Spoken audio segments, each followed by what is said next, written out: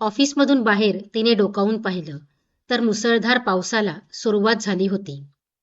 क्षणात तिच्या कपाळावर आठ्या निर्माण झाल्या. तिच्या कलिग्स तिला सोबत चलण्यास म्हणाल्या. तेव्हा पाऊस थांबल्यावर निघते असं सांगून ती अजून थोडा वेळ तशीच आपल्या चेअरवरती बसली. कधी काळी हव्याशा वाटणाऱ्या पावसाला पाहून आज प्रियाला राग येत होता. पाऊस म्हणलं की चिंब व्हायचं. एवढंच माहिती असणारी ती आज पावसात भिजायला नको म्हणून जास्त वेळ काम करत होती. कारण काही कटू आठवणी.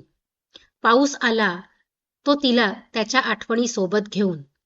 पण आता त्या आठवणींचाही तिला त्रास व्हायला लागला होता. इच्छा नसताना त्या आपसूक यायच्या आणि प्रियाच्या डोळ्यात अश्रू आणायच्या. थोडासा पाऊस कमी पडला आहे असं जाणवताच ती उठली आणि ऑफिसमधून बाहेर निघाली. काहीच अंतर चालून ती ऑफिसच्या बाहेर असणाऱ्या रिक्षा स्टॉपवर आली. पण हे काय, आज स्टँडवर एकही रिक्षा नव्हती. आता रिक्षा नाही तर बस मिळते का ते पाहावं असा विचार करून ती तिथून थोडंसं दूर असणाऱ्या बसस्टॉपला आली आणि बसची वाट पाहू लागली. तेवढ्यात पुन्हा पावसाला सुरुवात झाली आणि तिच्या मागून कोणीतरी तिला धक्का देऊन बाहेरच्या बाजूला गेलं. त्या धक्क्यामुळे तिची बॅग पडतच होती की तिने सावरली. खूप राग आला होता तिला त्या धक्का देणाऱ्याचा. त्याला काहीतरी बोलायचं या हेतूने तिने पुढे त्याच्याकडे पाहिलं तर तो आपले दोन्ही हात पसरवून पावसाच्या सरी आपल्या अंगावर घेत होता. बालिश कुठला आपसुकच तिच्या तोंडून बाहेर पडलं. तेवढ्यात तो मागे वळला. त्याचा तो गोरापान पावसात भिजलेला देह पाहून आपसुकच तिला त्याची आठवण झाली. कृष्णा. तेवढ्यात तिच्या बाजूने कुणीतरी आवाज दिला. तसा त्या मुलाने भुवया उंचावून काय असा इशारा केला. त्याचं नाव ऐकताच नकळत तिचं हृदय धडधडायला लागलं. ती एकटक त्याच्याकडे पाहू लागली. तेवढ्यात त्याची नजरही तिच्यावर पडली. तशी ती बावचळली आणि तिने पटकन मान दुसरीकडे वळवली आणि स्वतःला तिने सावरलं. बस आली तशी ती लगबगीने बसमध्ये चढली आणि तिने धडधडणाऱ्या हृदयावर हात ठेवून त्याला शांत राहण्याची तंबी दिली. पण त्याने काही ऐकलं नाही. कृष्णा. आपसुकच तिच्या तोंडूनही त्याचं नाव बाहेर पडलं आणि मागून असा हुंकार आला. तिने दचकून मागे वळून पाहिलं तर तोच उभा होता. तसे तिचे डोळे मोठे झाले. तुम्ही मला बोलावलं का त्याने विचारलं. तशी तिने नकारार्थी मान हलवली. तोच बस थांबली. ती पटकन बसमधून खाली उतरली. घरी जेवणानंतर ती बेडवरती बसली होती, हातात त्याचा फोटो घेऊन. कृष्णा. आज त्याला असं पावसात भिजताना क्षणभरासाठी वाटलं तूच आहेस. तुलाही असंच पावसात भिजायला आवडायचं ना, म्हणून तर प्रेमात पडले होते तुझ्या. कृष्णमय झाली होती ही प्रिया. पण तुझ्यानंतर हा पाऊस मलाही आवडत नाही. त्याच्याकडे पाहण्याचीही इच्छा होत नाही माझी. प्रिया स्वतःशीच बडबडत त्या फ्रेमकडे पाहून अश्रू ढाळत ती कधी झोपली तिलाही कळलं नाही. दुसऱ्या दिवशी ती जेव्हा ऑफिसला आली तेव्हा त्याच स्टॉपला उतरली आणि आपसुकच तिची नजर आजूबाजूला गेली. काय करते मी, त्याला का शोधते, मनातच म्हणत ती ऑफिसच्या दिशेने निघून गेली. ऑफिसमध्ये येऊन जेव्हा ती तिच्या डेस्कवरती बसली तेच तिला केबिनमधून तिच्या टीम लीडरने बोलावलं. ती पटकन आतमध्ये गेली तर समोर तिच्या टीममधील बाकीचे मेंबर्स सुद्धा प्रेझेंट होते. Good morning guys. तुम्हाला तर माहितीच आहे सध्या आपलं JN कंपनीसोबत मिळून एक प्रोजेक्ट चालू आहे. तर JN कंपनीमधून 2 जण आपल्या कंपनीमध्ये प्रोजेक्ट पूर्ण होईपर्यंत म्हणजे पुढचे 2 महिने आपल्यासोबत मिळून काम करणार आहेत. काल तर आले होते पण तुमची ओळख करून द्यायला वेळ मिळाला नाही. तर meet mister Sai Kapse and mister Krishna Mohite. Team लीडरने ओळख करून दिली. कृष्णा नाव ऐकताच प्रियाचे हृदय जोरजोरात धडधडायला लागलं. तिने स्वतःला सावरत अलगद नजर वर करून समोर पाहिलं तर तिची नजर त्याच्या नजरेशी धडकली. ती आतमध्ये आल्यापासूनच तो तिच्याकडे पाहत होता आणि आता जेव्हा तिची नजर त्याच्या नजरेला धडकली त्याचा हात आपोआप त्याच्या हृदयावर गेला त्याची ती हरकत पाहून तिच्याही नकळत तिचे कानशील गरम झाले. तिने पटकन मान खाली घातली. सगळी टीम त्या केबिनमधून बाहेर आली आणि आपापल्या डेस्कवरती बसली. प्रियाने चेअरवरती बसल्यावर तिच्या पीसीच्या जवळ ठेवलेल्या गणपतीच्या मूर्तीला हात जोडून डोळे बंद करून नमस्कार केला. तिच्या सगळ्या गोष्टी कृष्णा एका कोपऱ्यातून ओठांवर स्माईल करत पाहत होता. तोच साई त्याच्या जवळ आला आणि त्याच्या खांद्यावर हात ठेवला. काय भाऊ, कालपासून बघतोय, हवेत आहेस एकदम. कालपासून बघतोय मी, तुझी नजर कुणावर तरी वारंवार जाऊन थांबते, साई म्हणाला. त्याचं बोलणं ऐकून कृष्णाच्या ओठांवर स्माईल आली. त्याला कालची तिची नजर आठवली. तिच्या मधुर आवाजात त्याचं नाव घेणं आणि जेव्हा त्याने विचारलं तेव्हा गडबडून जाणं, सगळ्या गोष्टी त्याच्या नजरेसमोर येत होत्या. त्याची नजर एकटक समोर बसलेल्या तिच्याकडे जात होती. ती मात्र तिच्या कॉम्प्युटरमध्ये कामात होती. याच्याशी काही बोलण्यात अर्थ नाही असं समजून साई त्याच्या जागेवर जाऊन बसला. कृष्णा सुद्धा काम करत होता, पण राहून राहून त्याची नजर प्रियाकडे जात होती. प्रियालाही वारंवार जाणवत होतं, कुणाची तरी वारंवार नजर तिला बघत आहे, पण तिने साफ दुर्लक्ष केलं होतं. दुपारी प्रिया उठली आणि तिच्या कलिगसोबत जेवणासाठी कॅन्टीनमध्ये गेली. गप्पा मारत त्यांचं जेवण चालू होतं. तेवढ्यात तिची नजर कॅन्टीनच्या दरवाजातून येत असलेल्या कृष्णाकडे गेली. तो तिच्याकडेच पाहत होता आणि एक एक पाऊल टाकत तिच्याकडेच येत होता. हा माझ्याकडे बघत असा इकडे काय येतोय? हा माझ्याजवळ येऊन बसण्याचा विचार करतोय का काय?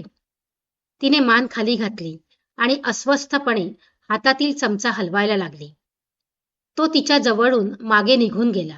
प्रिया, अगं जेव ना, लक्ष कुठे तुझं?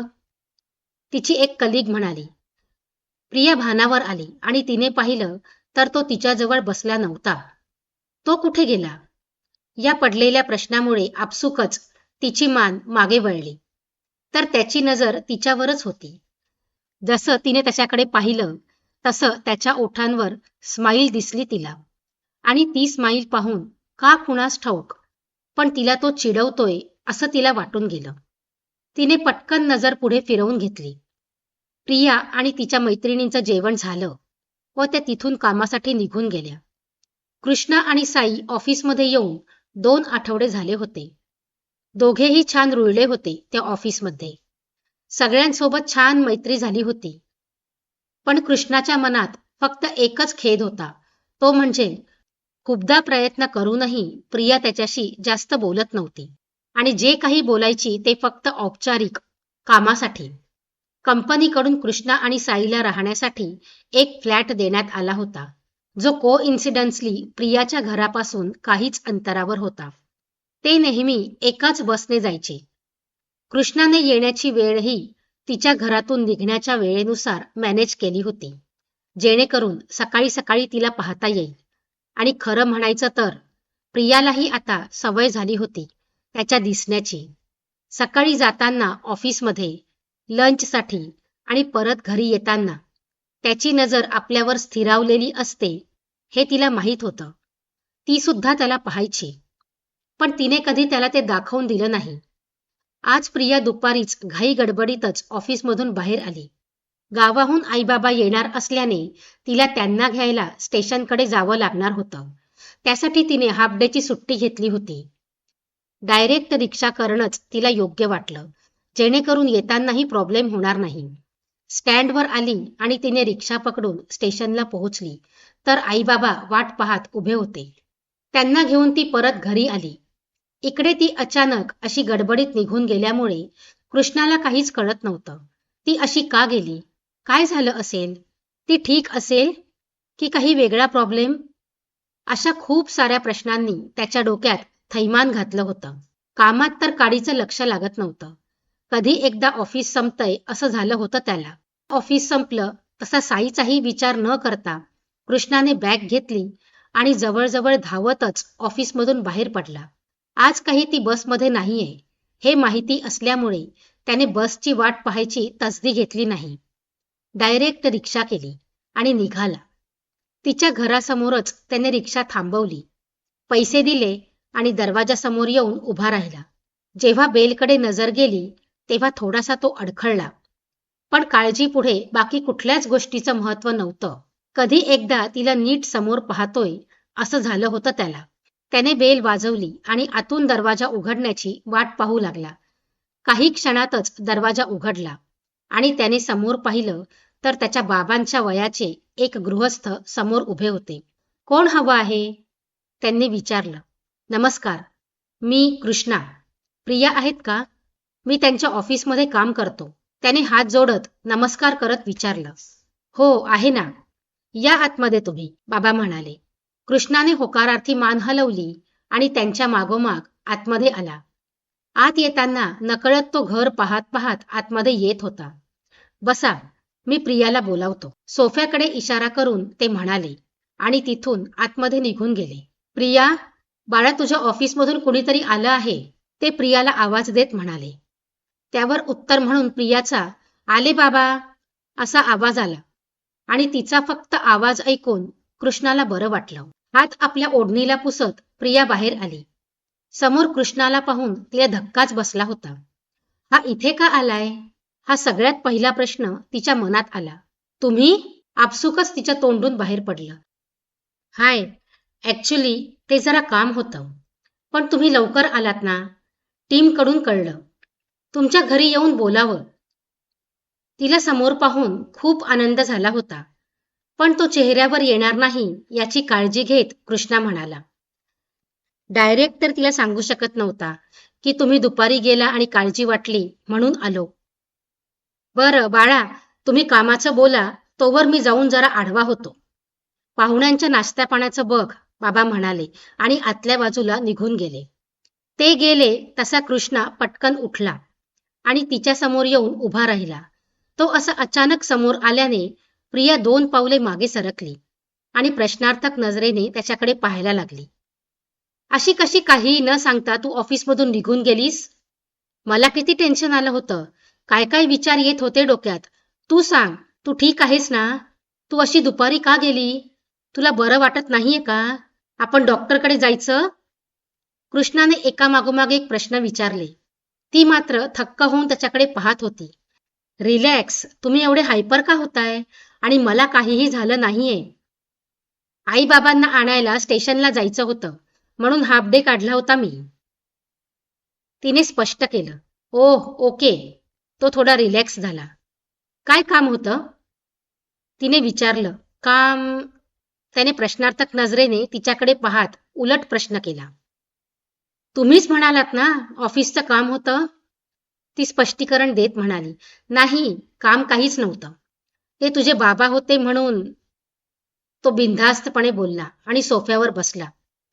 ती मात्र त्याचं वागणं पाहून कोड्यात पडली होती. म्हणजे तो फक्त ती दुपारी निघून गेली म्हणून काळजीने इथे आलाय, हा प्रश्न तिच्या मनात आला. एक अनामिक शहारा तिच्या अंगावर आला. गाल लाल गुलाबी झाले. त्याची नजर आत्ता कुठे नीट तिच्यावर पडली. आज तिने साडी नेसली होती, जिचा पदर खोचला होता. केस एकत्र करून वरती बांधले होते, तरी काही अवखळ चेहऱ्यावर आलेच होते. बहुतेक किचनमध्ये काहीतरी काम करता करता आली होती ती. चेहऱ्याला आणि हाताला लागलेल्या पिठावरून त्याने अंदाज बांधला. त्याची एकटक असणारी नजर तिच्या हृदयात कालवाकालव करत होती. थोडं पाणी मिळेल? भानावर येत त्याने विचारलं आणि तिने होकारार्थी मान हलवली व लगेच आत किचनमध्ये निघून गेली. किचनमध्ये येऊन ती कट्ट्याला पकडून काही वेळ तशीच थांबली. मोठे श्वास घेऊन त्यांना कंट्रोल केलं. तिने स्वतःला कसंबसं सावरलं आणि पाण्याचा ग्लास घेऊन बाहेर आली आणि त्याला पाणी दिलं. तिने चहा कॉफीसाठी विचारलं होतं. त्याचं काम झालं होतं, पण तिच्यासोबत अजून थोडा वेळ घालवावा म्हणून त्याने चहा आणायला सांगितला. चहा पिऊन तो जायला उठला तशी ती त्याला सोडायला दरवाजाजवळ आली. तुम्ही खरंच फक्त माझी चौकशी करायला आला होता? तिने पुन्हा बाहेर आल्यावर त्याला प्रश्न विचारला. अर्थात. कामात लक्षच लागत नव्हतं माझं. तो बोलून गेला आणि त्याने तिच्या चेहऱ्याकडे पाहिलं तर पुन्हा ती त्याला ब्लश करताना दिसली. बाय, पटकन बोलून तो निघून गेला. पण जाताना अनेक वेळा त्याने मागे वळून पाहिलं होतं आणि ती तशीच दरवाजात उभी होती. कृष्णा त्याच्या घरी आला, तेच शिट्टी वाजवत, गाणं गुणगुणत. लॉक काढून आत आला आणि टाय लूज करत तसाच स्वतःशीच हसत सोफ्यावर पडला. आलास भेटून प्रियाला? मागून साईचा आवाज आला. तिच्या धुंदीत असणाऱ्या त्याने होकारार्थी मान हलवली. तेच एक पिलो जोरात त्याच्या अंगावर येऊन आपटली. तसा कृष्णा भानावर आला. त्याने साईकडे रागाने पाहिलं. मला काहीही न सांगता ऑफिसमधून निघून आलास ना परस्पर? साई रागाने म्हणाला. आणि आता कृष्णाच्या लक्षात आलं की तिला पाहायला जायच्या चक्करमध्ये तो साईला विसरून आला होता.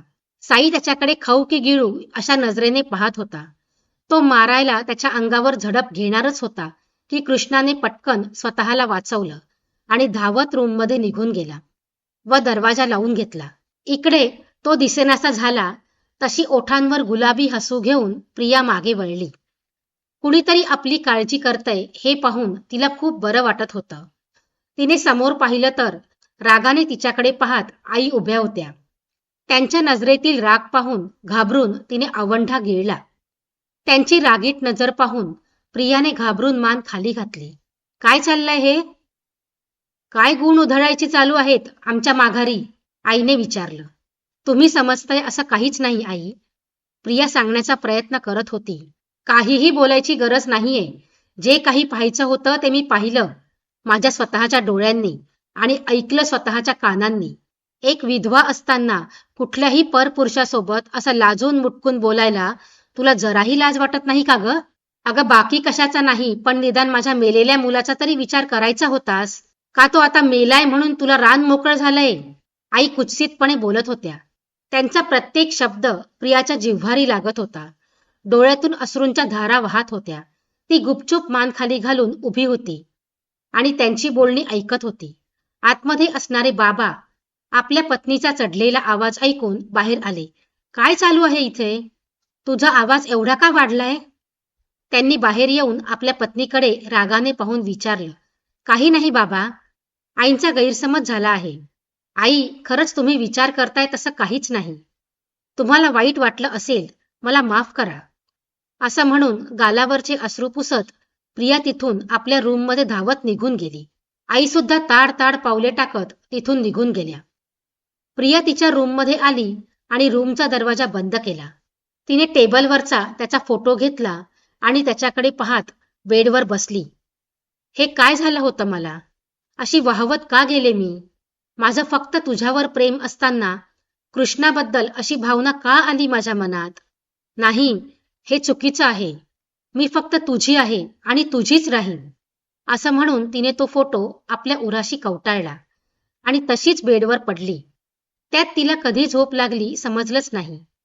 दुसऱ्या दिवशी अलार्मच्या आवाजाने तिला जाग आली. डोळे उघडले आणि घड्याळ पाहिलं तर 7 वाजून गेले होते. ती लगबगीने उठली आणि आंघोळीला बाथरूममध्ये शिरली. आंघोळ वगैरे आटपून बाहेर आली तर आई किचनमध्ये चहा बनवत होत्या आणि बाबा डायनिंग टेबलवर पेपर वाचत बसलेले होते. माफ करा आई, उठायला थोडासा उशीर झाला. कळलंच नाही कसं ते. प्रिया ओढणी कमरेभोवती बांधत कणिक मळायला घेत म्हणाली. इथे काय, तू तुझ्या मनाची मालकीण आहेस. आम्ही तुला आता काय बोलणार? जे वाटतंय ते कर तू. आई नाक मुरडत म्हणाल्या आणि तयार केलेला चहा 2 कपात गाळून कप बाहेर आणून त्यांनी बाबांना दिला व स्वतःला एक घेऊन बसल्या. त्यांचे हे सगळं बोलणं डायनिंग टेबलवरून बाबा ऐकत होते. तू अशी का बोलतेस प्रियासोबत? कालपासून बघतोय मी. काय झाले तुमच्या दोघींमध्ये? आणि तू फक्त 2 कप चहा का केलास? प्रियासाठी चहा नाही केलास का? बाबांनी रागाने आपल्या पत्नीकडे पाहत विचारलं. काल त्यांना झोप लागली होती, त्यामुळे त्यांना नक्की काय विषय होता ते कळलं नव्हतं. नाही बाबा, इथे आहे चहा. पातेल्यात चहा नसतानाही प्रिया मुद्दामून म्हणाली. बरं, एक काम कर प्रिया, चहा घे आणि तुझं आवर. आमच्या जेवणाचं वगैरे काही बघू नकोस. ही बनवेल जेवण. तुला कामाला जायला उशीर होत असेल ना? बाबा म्हणाले. असं का म्हणून? घरी सून असताना मी कशाला जेवण बनवायला पाहिजे? आई धुसपुसत म्हणाली. गावी पण तू बनवतेस ना, मग इथे बनवलंस म्हणून काय झालं? आणि एकटी ती काय काय काम करणार? नोकरीमध्ये काय कमी डोक्याला ताप असतो? आणि घरात रिकामीच बसली असणार तू. काय होते बनवलं म्हणून? बाबा म्हणाले. तशा पुन्हा तोंड वाकडं करत चहा पिऊ लागल्या. बाबा, जास्त उशीर झाला नाहीये. मी बनवते पटकन, आणि मलाही टिफिन न्यायचाच असतो, प्रिया म्हणाली आणि तिने जेवणाला सुरुवात केली. सकाळी मस्त आवरून कृष्णा नेहमीच्या वेळेत घरातून बाहेर पडला. कालच तिचं लाजणं अजूनही त्याच्या नजरेसमोर येत होतं. एक उमेद निर्माण झाली होती त्याच्या मनात. स्टँडवर येऊन कितीतरी वेळ थांबला, पण ती काही अजून आली नव्हती. जवळजवळ अर्धा तास उलटून गेला होता, तरीही तिचा काही पत्ताच नव्हता. आतापर्यंत कितीतरी वेळा घड्याळ पाहून झालं होतं. साई तर केव्हाच निघून गेला होता, पण त्याला काही तिच्याशिवाय जाऊ वाटेना. त्यामुळे तो तसाच वाट पाहत थांबला. एकदाची प्रतीक्षा संपली आणि ती समोरून लगबगीने चालत येताना दिसली. तसा एवढा वेळ कोमेजलेला त्याचा चेहरा फुलला. प्रिया स्टँडकडे निघाली होती, तर समोर उभा असलेल्या कृष्णाला पाहून थोडीशी गडबडली. काल रात्री तिने ठरवलं होतं की त्याचा अजिबात विचार करायचा नाही, त्याच्याशी अजिबात बोलायचं नाही, आणि आता तो समोर उभा होता, तेही हसऱ्या चेहऱ्याने तिचं स्वागत करत होता. मनातल्या मनात रात्री केलेला निर्धार पुन्हा एकदा आठवत ती मान खाली घालून बसची वाट पाहू लागली. कृष्णाची नजर वारंवार तिच्याकडे जात होती आणि हे तिच्यासुद्धा लक्षात येत होतं, पण तिने मात्र एकदाही त्याच्याकडे वळून पाहिलं नाही. कृष्णा तिच्याशी बोलायला पुढे येणार तेच एक बस त्यांच्यासमोर येऊन उभी राहिली. तशी ती लगबगीने बसमध्ये चढली. कृष्णासुद्धा बसमध्ये आला. ही बस थोडीशी उशिरा असल्यामुळे बसायला जागा होती, नाहीतर नेहमी त्यांना उभं राहूनच जावं लागायचं. प्रिया पटकन जाऊन एका सीटवरती बसली. कृष्णाच्या मनात तिच्या शेजारी जाऊन बसायचा विचार आला, पण तिला काय वाटेल हा विचार करून तो थांबला. अरे दादा, तिथे जागा आहे, जाऊन बसा ना, तिकीट काढणारा कंडक्टर त्याला म्हणाला. कृष्णाने होकारार्थी मान हलवली आणि तिच्या शेजारी जाऊन बसला. तो तिच्या शेजारी बसला तसे तिचे हृदय जोरजोरात धडधडायला लागलं. खिडकीतून बाहेर पाहतच तिने डोळे घट्ट मिटून घेतले व दीर्घ श्वास घेऊन मनाला सावरलं. प्रिया, तेवढ्यात त्याचा आवाज कानावर पडला आणि घट्ट बंद केलेले डोळे झटकन उघडले. त्याची ती हलकीच साद शरीरात कितीतरी रोमांच देऊन गेली. तिने आपल्या बाजूला पाहिलं तर तो प्रेमाने तिच्याकडे पाहत होता. त्याच्या नजरेतील ते प्रेम पाहून आपोआपच तिची नजर झुकली. हाय, कृष्णा म्हणाला. त्यावर तिने फक्त हलकेसे ओठ रुंदावले आणि पुन्हा बाहेर पाहू लागली. तिचं असं इग्नोर करणं त्याला थोडंसं विचित्र वाटत होतं. तिला अचानक काय झालं हेच त्याला समजत नव्हतं. प्रिया, मला तुझ्याशी काहीतरी बोलायचं आहे, तो म्हणाला. त्याला काय बोलायचं असेल याचा अंदाज तिला आधीच होता. ती फक्त शांतपणे बसलेली होती. मला असं विचारायचं होतं की सांगायचं होतं तुला की माझं तो बोलतच होता. तेवढ्यात बस थांबली आणि कंडक्टरने त्यांचा स्टॉप आला असल्याचं सांगितलं. तशी ती पटकन उठली आणि लगबगीने तिथून निघून गेली. तो सुद्धा निराश श्वास सोडत उठला आणि बसमधून खाली उतरला. बाहेर पाहिलं तर ती लगबगीने ऑफिसच्या दिशेने चालत निघाली होती. त्यानंतर पुढे 4-5 दिवस असेच निघून गेले. घरी आईबाबा असल्यामुळे काम करता करता प्रियाला ऑफिसला जायला उशीर व्हायचा. रोज रोज कृष्णा तिच्यासाठी थांबू शकत नव्हता. त्यामुळे येण्या जाण्याची वेळ पूर्णपणे बदलली होती. ऑफिसमध्ये सुद्धा कृष्णा तिच्याशी बोलण्याचा खूप प्रयत्न करायचा, पण ती मात्र त्याला टाळत होती. घरी जाताना कुणासाठीही न थांबता, कुणाशीही न बोलता ती लवकर निघून जायची. तिचं असं इग्नोर करणं कृष्णाला खूप त्रास देत होतं. काय करावं काहीच कळत नव्हतं त्याला. त्याचा अस्वस्थपणा दिवसेंदिवस वाढायला लागला होता. खूप वेळा त्याने कुणाच्या तरी मार्फत तिला विचारण्याचा प्रयत्न केला की नक्की काय प्रॉब्लेम आहे, घरी काही झालेलं आहे का, पण त्याच्या कुठल्याही प्रश्नाचे उत्तर मात्र त्याला मिळालं नव्हतं. ती स्वतःहून तर बोलायला येणं शक्यच नव्हतं. आज ऑफिसमधून तो सुद्धा जरा लवकरच निघाला. आज काहीही झालं तरी तिच्याशी बोलायचं हे त्याने ठरवलेलं होतं. ती गेली तसा तोही उठून पटकन ऑफिसमधून बाहेर पडला. प्रिया चालत चालत स्टँडपर्यंत पोहोचली होती. तेवढ्यात बस आली. प्रिया बसमध्ये चढली. बसमध्ये अजिबात बसण्यासाठी जागा नव्हती, त्यामुळे तिला उभंच राहायला लागलं. अचानक तिला तिच्या खांद्यावर कोणाचा तरी हात जाणवू लागला. तिरक्या डोळ्यांनी तिने मागे पाहिलं तर एक व्यक्ती तिच्या मागे थांबला होता. जो मुद्दाम तिला स्पर्श करण्याचा प्रयत्न करत होता. प्रिया हलकेच पुढे सरकली आणि तिने ओढणी सावरली, पण त्याचा काहीही फायदा झाला नाही. तो व्यक्ती सुद्धा पुढे सरकला आणि पुन्हा त्याचे ते चाळे चालूच राहिले. इकडे मागे उभा असलेला कृष्णा हे सगळं पाहत होता. तो माणूस अशा प्रकारे प्रियाला स्पर्श करत आहे हे पाहून आपोआपच त्याच्या रागाने मुठी आवळल्या. तो पुढे आला आणि त्याने त्या व्यक्तीचा हात पकडला.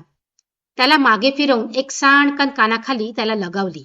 तुझी हिंमत कशी झाली मला मारायची? तो व्यक्ती म्हणाला.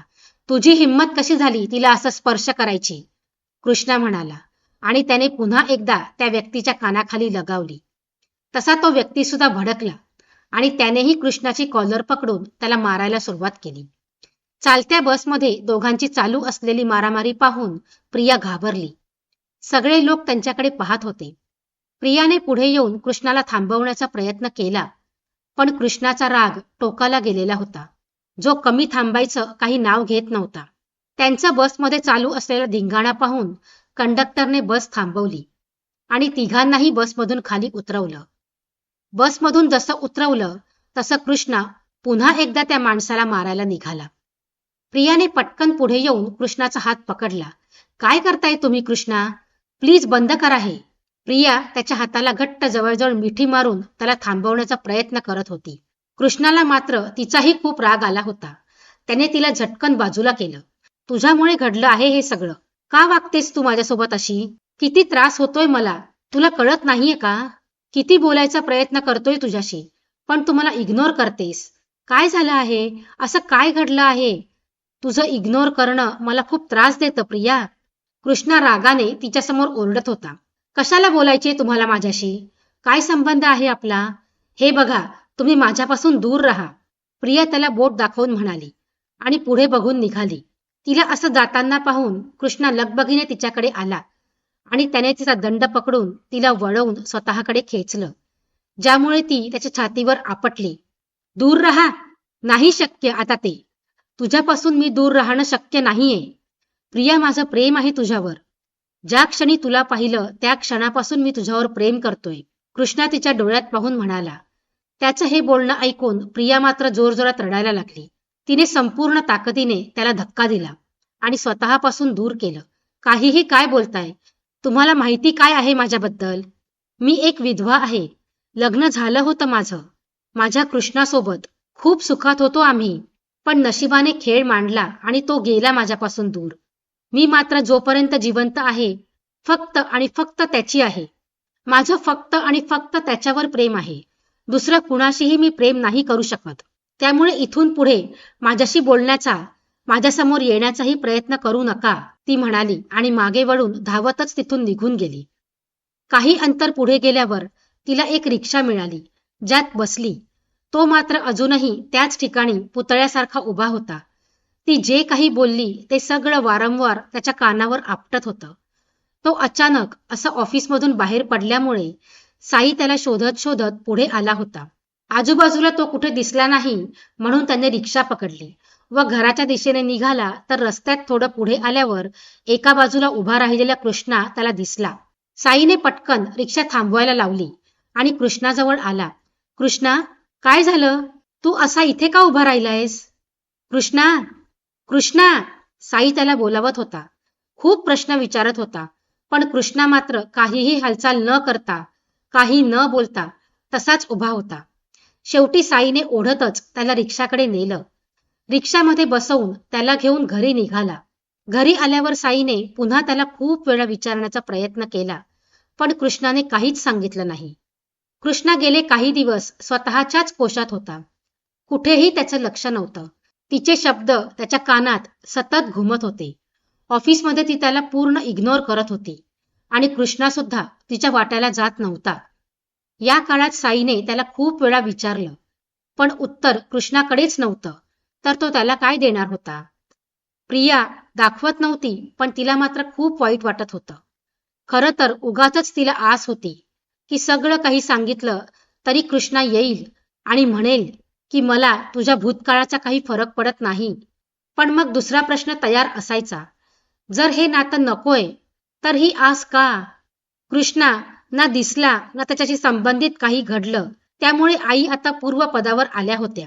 पण तरीही कधीकधी टोमणारूपी चपराक बसायची, जी सवयीने प्रिया इग्नोर करायची. प्रोजेक्ट पूर्ण झाला आणि कृष्णा साईचे या ऑफिसमधले दिवसही संपले होते. शेवटच्या दिवशी त्याची आणि तिची एकमेकांपासून चोरून वारंवार नजर एकमेकांवर जायची. बोलत नसले तरी एकमेकांच्या समोर होते, त्यामुळे बघायला मिळायचं. उद्यापासून तो दिसणार नाही या कल्पनेने वारंवार तिचे डोळे भरून येत होते. हे गाईस, आम्ही उद्या निघणार आहोत, त्यामुळे आज आमचा इथला शेवटचा दिवस आहे. या 2 महिन्यात आपली खूप चांगली मैत्री झाली, म्हणून आज रात्री आम्ही घरी छोटीशी पार्टी अरेंज केली आहे, तर सगळ्यांनी यायचंय. साईने सगळ्यांना सांगितलं. कृष्णाने तिच्याकडे पाहिलं. त्याच वेळी तिचीही नजर त्याच्याकडे गेली. त्याच्या नजरेत प्रश्न साफ दिसत होता की ती येईल का पार्टीला. तिने पटकन त्याच्या नजरेत अडकलेली आपली नजर सोडवली आणि दुसरीकडे पाहिलं. प्रिया घरी आली आणि तिच्या रूममध्ये बसली. 7 वाजता पार्टी होती आणि आता 6 वाजले होते. तिला काय करावं कळत नव्हतं. काही शेवटची वेळ होती त्यांच्या सोबतची. उद्या तर तो जाणार होता. पुन्हा कधीच भेट होणार नव्हती. पण मग जावं का? आईंना काय सांगायचं? अशा खूप विचारांनी तिच्या मनात थैमान घातलं होतं. आज चहा मिळणार नाही का? बाहेरून आईचा आवाज आला. तशी ती भानावर आली आणि धावत किचनमध्ये गेली. वारंवार नजर घड्याळाच्या पळणाऱ्या काट्याकडे जात होती, ज्यामुळे कामात लक्ष लागत नव्हतं. चहा केला आणि तिने बाहेर येऊन आईबाबांना दिला. आईने पहिला घोट घेतला आणि तसाच कपात थुंकला. बाबांचंही तसंच झालं. अगं हे काय? साखर आणि मिठातला फरक पण समजायचा बंद झालाय का आता तुला? आई ओरडल्या. प्रियाला काहीच समजलं नाही. तिने आपल्यासाठी घेतलेला चहा एक घोट घेतला आणि तिचं तोंड वाकडं झालं. तिने चहात साखरेऐवजी मीठ टाकलं होतं. सॉरी आई, मी दुसरा करते, म्हणून ती कप घेऊन आत गेली आणि दुसरा चहा बनवू लागली. ती आतमध्ये गेली आणि पुन्हा एकदा चहा बनवून आणला. तिचे सासरे तिची अस्वस्थता पाहत होते. तिच्या मनातील घालमेल त्यांना दिसत होती. तिचं घड्याळाकडे वारंवार जाणारं लक्ष त्यांच्या नजरेतून सुटत नव्हतं. प्रिया, इकडे ये, बाबा म्हणाले आणि ती त्यांच्यासमोर आली. बाबा, काही हवंय का तुम्हाला? प्रियाने विचारलं. त्यांनी नकारार्थी मान हलवली आणि तिला आपल्या शेजारी बसण्याचा इशारा केला. ती थोडी संकुचित होत त्यांच्या शेजारी बसली. त्या दिवशी तुझ्या ऑफिसमधला तो मुलगा आला होता, बाबा म्हणाले आणि त्यांच्या एवढ्या वाक्याने तिचं काळीज धडधडायला लागलं. त्याचं नाव काय? बाबांनी विचारलं. तिने त्यांच्याकडे भरलेल्या डोळ्यांनी पाहिलं.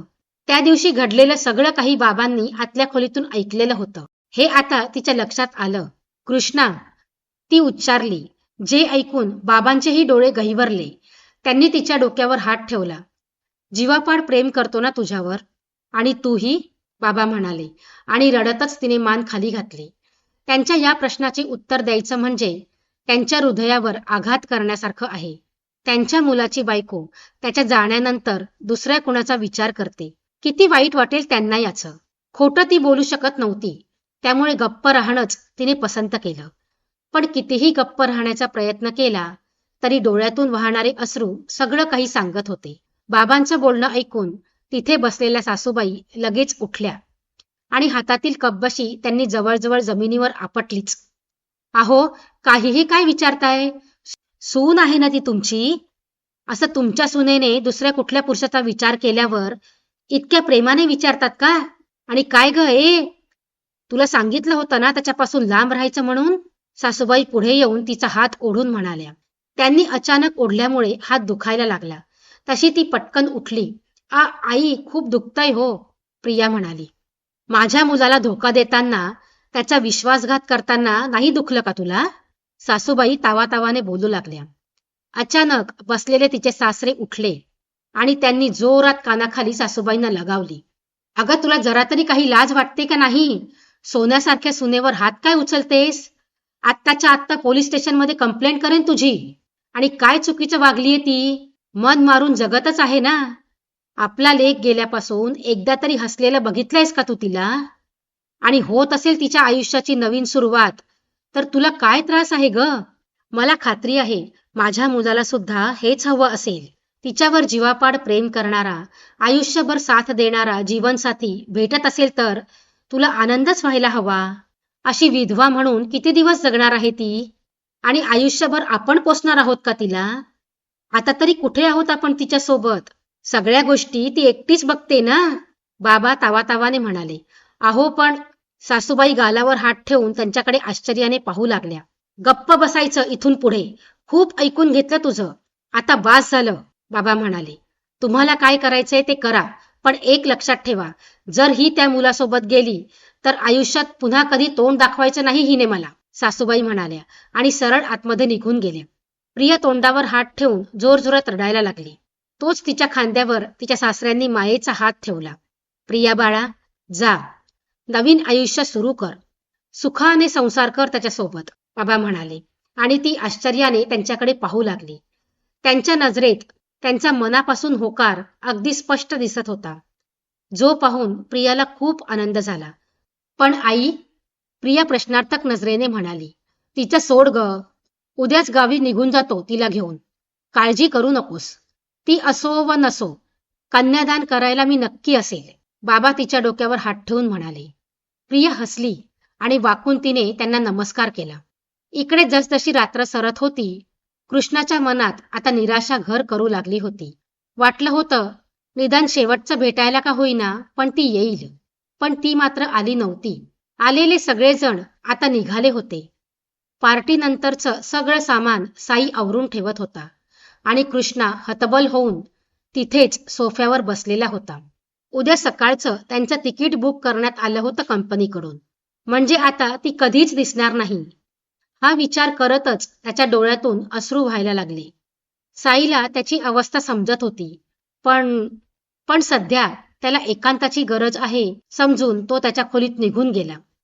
दरवाजा बंद करण्यासाठी कृष्णा उठतच होता की अचानक त्याची नजर समोर पायऱ्यांवरून धावत येत असलेल्या प्रियाकडे गेली आणि त्याचा चेहरा आनंदाने उजळला. प्रिया सुद्धा अश्रून अडून त्याला पाहत होती. धावत ती त्याच्यासमोर येऊन उभी राहिली. खूप उशीर झाला का? तिने विचारलं, ज्यावर त्याने नकारार्थी मान हलवली. दोघांच्याही डोळ्यातून अश्रू वाहत होते, ज्यातून एकमेकांसाठी प्रेम अगदी स्पष्ट दिसत होतं. मला माफ करा, मी त्या दिवशी तुम्हाला असं बोलायला नको होतं. पण ती बोलतच होती की त्याने तिच्या तोंडावर बोट ठेवलं आणि नकारार्थी मान हलवली. झालेलं विसरून पुढे जाऊया. प्रिया, लग्न कराल माझ्याशी? त्याने तिच्या डोळ्यात पाहत विचारलं, ज्यावर हसून तिने होकारार्थी मान हलवली व पुढे होऊन त्याला घट्ट मिठी मारली. मित्रांनो, व्हिडिओ आवडला असल्यास व्हिडिओला लाईक करा, शेअर करा आणि कमेंटही करा. आणि आपल्या चॅनलवर नवीन असल्यास चॅनलला सबस्क्राईब करा. धन्यवाद.